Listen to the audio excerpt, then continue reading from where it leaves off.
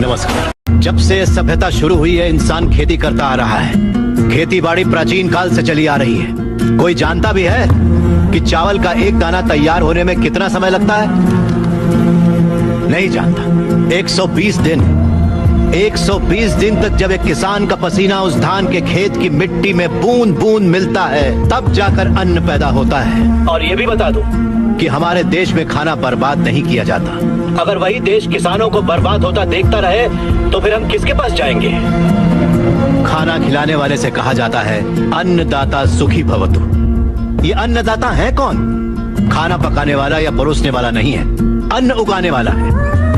और ये खेती जैसा उपहार ईश्वर ने हमें दिया है। सेल फोन के बिना हम जिंदा रह सकते हैं, टीवी और एसी के बिना भी हम लोग जिंदा रह सकते हैं।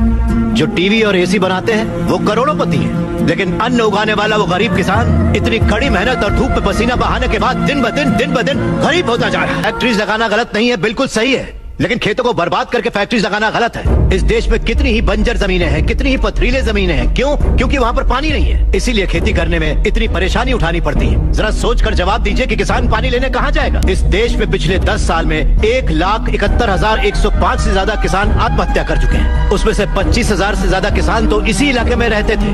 हर आधे घंटे में एक किसान आत्महत्या कर रहा है, ये जानते हैं क्या आप? लेकिन सच्चाई यही है, जहाँ मौत इतनी सस्ती है वो देश कभी आगे नहीं बढ़ेगा सर। तकरीबन 10 लाख से ज्यादा किसान अपना पेट पालने के लिए गांव छोड़कर शहर में मजदूरी करने आ जाता है। जो हमारे देश की रीढ़ की हड्डी है वो बिल्डिंगों में चौकीदारी करता है। जो किसान हमारा भगवान है, अन्नदाता कहलाता है, वही मंदिरों के सामने भीख मांगता फिर रहा है। वादों पर मत जाइए, जमीन पर आ जाइए। एक कॉर्पोरेट में काम करने वाला हजारों करोड़ का उधार लेकर विदेश भाग गया और वहाँ बैठकर विदेशी शराब पी रहा है। सिर्फ 5 या 10 हजार उधार लेने वाला किसान जहर पीकर अपनी जमीन पर जान दे रहा है।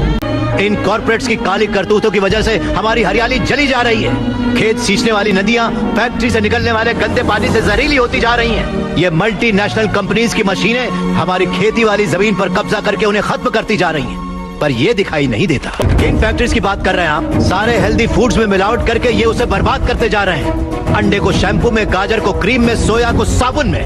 2 रुपए का अंडा 10 रुपए में, 10 रुपए का गाजर 100 रुपए में खरीद रहा है ये कॉर्पोरेट वर्ल्ड। इस रेट पर क्या कोई गरीब खरीद पाएगा? फिर भी ये पैसा किसान या गरीब तक कभी नहीं पहुंच पाता, क्योंकि बिचौलिए ले जाते हैं। ये बिचौलिया धीरे धीरे और अमीर होता जाता है।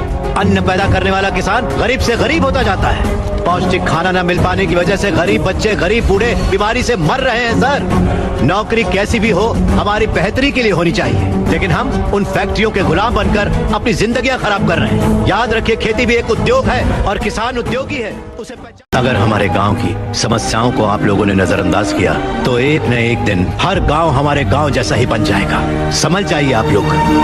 अगर ये मीडिया कोशिश करे तो ये दुनिया हिला के रखते हैं। वो ताकत है आप में। लोगों के दर्द को आपको बताने के लिए आपको परेशान किया, उसके लिए माफी चाहिए। अगर आपको लगे कि ये सही है तो हमें न्याय दिलाने के लिए हम सबकी मदद कीजिए।